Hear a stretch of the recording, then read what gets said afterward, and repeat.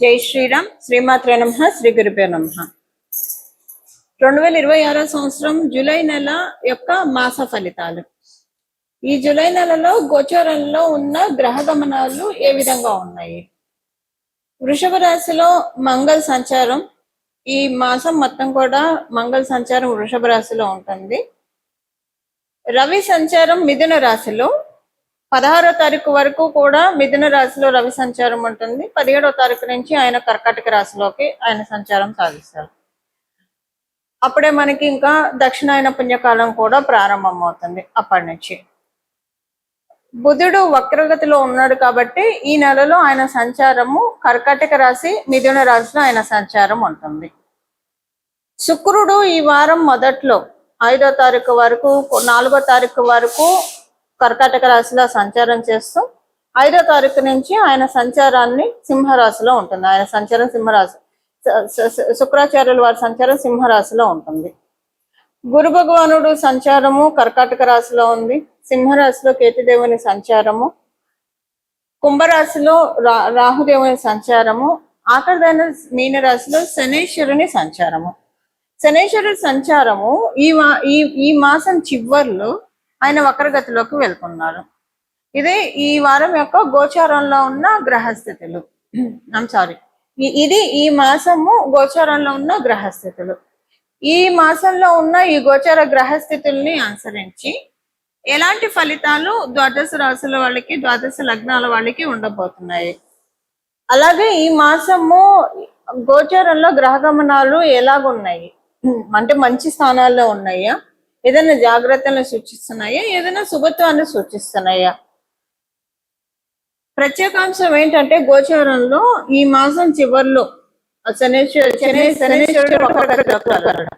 శనేశ్వరుడు వక్రగతిలోకి వెళ్ళడం దీని మీద మళ్ళీ మనం సపరేట్ గా ఒక వీడియోలో నేను చెప్తాను ఎలా ఉంటుంది అనేది. ఇది కొంతమందికి చాలా బాగా ఉంటుంది. ఏలినాడులో ఉన్న వాళ్ళకి బాగా ఉంటుంది ఇప్పుడు ఈ వక్రగతి. అష్టమ శ్రేణిలో ఉన్న వాళ్ళకి బాగా ఉంటుంది, అర్ధాష్టమ శ్రేణిలో ఉన్న వాళ్ళకి బాగా ఉంటుంది. ఒక రిలీవింగ్ ఫ్యాక్టర్ అనుకోండి ఈ ఏలినాడు శని, అష్టమ శని, అర్ధాష్టమ శనిలో ఉన్న వాళ్ళకి. అది ఈ మాసం చివరి నుంచి స్టార్ట్ అవుతుంది. అలాగే కంటక శనిలో ఉన్న వాళ్ళకి కూడా ఈ పాయింట్ వర్తిస్తుంది. ఇది మోస్ట్ స్పెషల్ అంశము గోచారంలో. ఇంకొకటి ఏంటంటే మనందరికీ తెలిసిన దేవగురువైన బృహస్పతి కర్కాటక రాశిలో ఆయన సంచారము, రవి కూడా ఈ మాసం మధ్యలో కర్కాటక రాశిలోకి రావడం అన్ని మాసాల్లోకెల్లా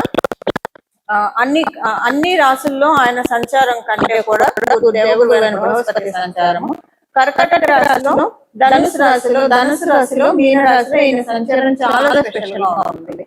ఇప్పుడు ఇది ఈయన సమక్షంలో సూర్యనారాయణ మూర్తి కర్కాటక రాశిలో ప్రవేశం అంటే దక్షిణాయన పుణ్యకాలం ప్రారంభం అవుతుంది. ఇది చాలా మంచిది. దీని గురించి కూడా మనం ఒక వీడియోలో నేను చెప్తాను. దక్షిణాయన పుణ్యకాలం ఈ సంవత్సరం ఎంత సిగ్నిఫికెంట్ గా ఉంది, దీన్ని మనందరం ఎలా చేసుకోవాలి, ఇవన్నీ కూడా మనం ఒక వీడియోలో మాట్లాడుతున్నాం. మొత్తానికి అయితే ఇవి ఈ మాసంలో ఉన్న గోచారంలో ఉన్న ప్రత్యేక అంశాలు. ఇప్పుడు నేను చెప్పినట్టు శుభత్వాన్ని సూచిస్తుంది కదా. శనేశ్వరుడు వక్రగతిలోకి వెళ్ళడం కొన్ని రాశుల వాళ్ళకి నేను చెప్పాను కదా. ఏలినాడు శనిలో ఉన్న వాళ్ళకి, అష్టమ శనిలో ఉన్న వాళ్ళకి, అర్ధాష్టమ శనిలో ఉన్న వాళ్ళకి, కంటక శనిలో ఉన్న వాళ్ళకి వీళ్ళందరికీ ఊరట ఇస్తుంది. అట్ ద సేమ్ టైం వృషభ తులా రాశుల వాళ్ళకి కొంత ప్రతికూలం పూర్తిగా అని చెప్పను, అలాగని అనుకూలంగా కూడా ఉండదు, అలా ఉంటుంది. ఇవి ఈ మాసంలో ఉన్న గోచార గ్రహస్థితులు. అలాగే ఇప్పుడు గోచార గ్రహస్థితులను అనుసరించి ద్వాదశ రాశుల వాళ్ళకి, ద్వాదశ లగ్నాల వాళ్ళకి ఎలాంటి ఫలితాలు ఉంటాయో మనం పరిశీలిద్దాం. కన్యా రాశి కన్యా లగ్నంలో పుట్టిన వాళ్ళకి మీరు వివాహ ప్రయత్నాలు చేయాలనుకుంటే ఈ మాసం ఎండింగ్ నుంచి స్టార్ట్ చేయండి, చాలా బాగా ఉంటుంది. ఆల్రెడీ కన్యా లగ్నంలో పుట్టిన వాళ్ళకి అవ్వకపోతే ఇప్పుడు అవుతుంది. ఒకవేళ కొంతమంది అయిన వాళ్ళు కూడా ఉండొచ్చు. లాస్ట్ 2 years నుంచి 2.5 years నుంచి మీరు ఒక పెద్దింటికి మారి ఉండాలి. అంటే మీరు ఉంటున్న ఇల్లు కాకుండా చేంజ్ ఉంటుంది, అది కూడా చాలా పెద్దింటికి మారుతారు. ఒకవేళ అలా మీరు మారి ఉంటే ఓకే, మీకు బాగుంటుంది. మారకపోతే నెక్స్ట్ ఇయర్ లోపల మీరు మారుతారు, నెక్స్ట్ ఇయర్ జూన్ లోపల మారుతారు, చాలా పెద్దింటికి వెళ్తారు మీరు. అది మీకు సంతోషాన్ని కూడా ఇస్తుంది. ఆల్రెడీ మారి ఉంటే కనుక మీకు కంఫర్టబుల్ గా అనిపిస్తుంది వెళ్ళిన ఇల్లు. అంటే నేను చెప్పిన ఈ 2.5 years లో చెప్తున్నాను, అంతకు ముందు కాదు. ఈ 2.5 years లో మారడానికి ఇది శనేశ్వరుడు కటాక్షిస్తున్నాడు మీకు కన్యా రాశి కన్యా లగ్నంలో పుట్టిన వాళ్ళకి. మేబీ కొంతమందికి వాళ్ళకి చతుర్థ భావం సపోర్టింగ్ గా లేకపోతే మారకపోయి ఉండవచ్చు, కానీ మార్పిస్తాడు ఆయన. ఖచ్చితంగా మారుతారు, మారాల్సి వస్తుంది. అది మీకు మా 2027 జూన్ లోపల మారుతారు, కంఫర్టబుల్ గా అనిపిస్తుంది. ఆయన కంటే ఇల్లు బాగుంది. ఇది మరి అద్దిల్ల వాళ్ళకైతే ఇలాగా, సొంతిల్ల వాళ్ళ పరిస్థితి ఏంటి? మీరు మీ పిల్లల ఎడ్యుకేషన్ రీచాను, లేదా ఏదో ఒక వాళ్ళ చదువులు వాళ్ళ ఉద్యోగాల రీచాను, లేదా వేరే కారణాల వల్ల మారడానికి అవకాశం ఉంటుంది. వాళ్ళలో కూడా ఏం లేదు, మీ పిల్లలకి పెళ్లిళ్ళు అయిపోయినాయి, ఇంకా వాళ్ళు వేరే వేరే చోట ఉంటున్నారు, వేరే వేరే కాపురాలు, మీకు వాళ్ళకి ఎప్పుడైనా కలిసి వెళ్ళి మధ్య మధ్యలో కలవడమే అని అనుకున్న కావాలి మీరు ఉంటే కనుక ఏదైనా ఒక ప్రాపర్టీ తీసుకుంటారు, మీరు కావచ్చు మీ పిల్లలు కావచ్చు. అలా ఏదో ఒకటి ప్రాపర్టీకి సంబంధించిన బ్లెస్సింగ్ ఇవ్వడానికి మీన రాశిలో ఉన్న శనేశ్వరుడు అనుగ్రహాన్ని ఇస్తున్నాడు. దానివల్ల మీకు ఇవన్నీ తటస్థిస్తాయి. ఇవి ఈ మాసంలో ఉన్న అంటే ఇప్పుడు దీనివల్ల ఉద్యోగస్తులకి బాగుంటుందని, వ్యాపారస్తులకి బాగుంటుంది, అంతే కదా. బాగుంటేనే కదా ఒక మంచి ఇంట్లోకి వెళ్ళేది. ఇప్పుడు పెద్ద ఇంట్లోకి వెళ్తున్నారంటే అక్కడ ఖచ్చితంగా కంఫర్ట్ ఉంటుంది. అంతకు ముందు ఇంటితో పోలిస్తే ఇప్పుడు ఇప్పుడు గత 2.5 years లో కూడా మీరు మారుంటే అంతకు ముందు ఉన్న ఇంటితో పోలిస్తే ఇల్లు కంఫర్ట్ ఉంటుంది. అంతకు ముందు ఉన్న ఇల్లు మంచిగా ఉండవచ్చు కాక, కానీ ఆ ఇంటితో కంపేర్ చేస్తే ఈ ఇంట్లో మీకు ప్రైవసీ ఎక్కువగా ఉంటుంది, అలాగే మీకు స్పేస్ ఎక్కువగా అనిపిస్తుంది, హాయిగా అనిపిస్తుంది, పాజిటివ్ వైబ్స్. మారకపోయి అంటే మారుతారు. సో అది మీకు ఏదైనా ఒక బ్లెస్సింగ్ గా ఉంటుంది. ఇప్పుడు అంటే ఉద్యోగస్తులకి వ్యాపారస్తులకి కూడా చాలా చక్కటి అనుకూలమైన సమయంలోనే ఉన్నారు. ఇప్పుడు ఉన్న ఈ పీరియడ్ లో గోచార గ్రహస్థితుల రీత్యా లాభంలో ఉన్న గురు భగవానుడి యొక్క కటాక్షము మీకు ద్వాదశంలో ఉన్న శుక్రాచార్యుల వారి ఆశీర్వచనంతో ఈ మాసం మొత్తం కూడా ఫైనాన్షియల్ మ్యాటర్స్ లో చాలా అనుకూలంగా ఉంటుంది. సంతానానికి సంబంధించిన అనుకూలతలు ఎక్కువగా ఉన్నాయి. వివాహ ప్రయత్నాలు చేయడానికి కూడా అనుకూలమైన శుభ సమయం. ఇవి ఈ మాసం యొక్క గోచార గ్రహస్థితుల ఫలితాలు. కన్యా రాశి కన్యా లగ్నంలో పుట్టిన వాళ్ళు. పరిహారము, ఈ మాసంలో చేసుకోవాల్సిన పరిహారము, మనము గోచరంలో ఉన్న గ్రహస్థితుల గురించి మొత్తం చూసాము, ఎలా ఉంటాయి ఫలితాలు కూడా మనం చూసాము. ఇందులో శనేశ్వరుడు వక్రగతిలోకి వెళ్ళడము ఒక చాలా మంచి విషయము. అంటే వక్రగతిలోకి ఆయన వెళ్ళేది కుంభరాశిలోకి అవ్వడం వల్ల, అంటే కుంభరాశి వైపే కాబట్టి ఇది ఒక మంచి విశేషాంశము. అందువల్ల దీనిలో అన్ని బ్లెస్సింగ్స్ తీసుకోవడానికి, శనేశ్వరుడు బ్లెస్సింగ్స్ తీసుకోవడానికి, అందున ప్రత్యేకించి ఏలినాడు శని ఉన్న వాళ్ళు, అష్టమ శని ఉన్న వాళ్ళు, అర్ధాష్టమ శని ఉన్న వాళ్ళు, కంటక శని ఉన్న వాళ్ళకి ఇప్పుడు అది ఎవరెవరో నేను చెప్తాను. ఏలినాడు శనిలో ఉన్న వాళ్ళు ఇప్పుడు కుంభరాశి, మీనరాశి వాళ్ళకి ఏలినాడు శని ఉంది, కుంభరాశి వాళ్ళకి ఏలినాడు శని ఉంది, అలాగే మేషరాశి వాళ్ళకి కూడా ఏలినాడు శనిలోనే ఉన్నారు. అర్ధాష్టమ శనిలో ఉన్న వాళ్ళు ఎవరు? ధనుసు రాశి వాళ్ళు. అష్టమ శనిలో ఉన్న వాళ్ళు సింహరాశిలో ఉన్నవాళ్ళు. కంటక శని ఎవరికి ఉంది? మిథున రాశిలో ఉన్న వాళ్ళకి.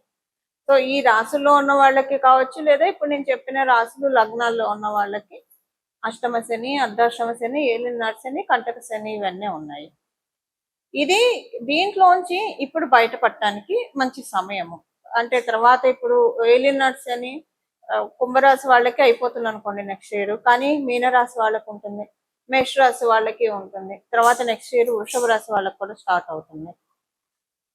ఇది ఏంటంటే దీంట్లోంచి ఇంకా మీనరాశి వాళ్ళు అంటే అర్ధాష్టమ శని, అష్టమ శని ధనుసు రాశి వాళ్ళకి, సింహరాశి వాళ్ళకి కూడా అయిపోతుంది, కంటక శని మిథున రాశి వాళ్ళకి అయిపోతుంది. సో మేజర్ గా మీనరాశి వాళ్ళకి, మేషరాశి వాళ్ళకి ఇప్పుడు ఇది ఒక మంచి ఆపర్చునిటీ అందరికీ కూడా. ఇప్పుడు శనేశ్వరుడు యొక్క అనుగ్రహాన్ని పొందడానికి ఇబ్బందులు లేకుండా, కర్మకారకుడు కాబట్టి మనకి సమన్యాయం చేసే గ్రహం కూడా, అన్ని గ్రహాలు సమన్యాయం చేసిన సాటర్న్ కొంచెం ప్రతిదీ కూడా లెక్కలు కరెక్ట్ గా తెలుస్తారు కాబట్టి మనం చేసుకోవాల్సిన శనేశ్వరుడికి సంబంధించిన పరిహారమే చేసుకోవాలి. దీనికి బెస్ట్ థింగ్ ఏంటంటే మీకు మీ ఇంటి దగ్గర ఏదన్నా భద్రకాళి అమ్మవారి ఆలయం ఉంటే ఆలయాన్ని దర్శించి రావడము, అలాగే విష్ణుమూర్తి ఆరాధన లేదా పరమశివుడికి ప్రతిరోజు సాయంత్రం పూట ఈ మాసం మొత్తం కూడా చేసుకోవడము లేదా మీరైనా సరే అభిషేకం చేసి రావడము, ఈ మూడిట్లో ఏదైనా చేయవచ్చు.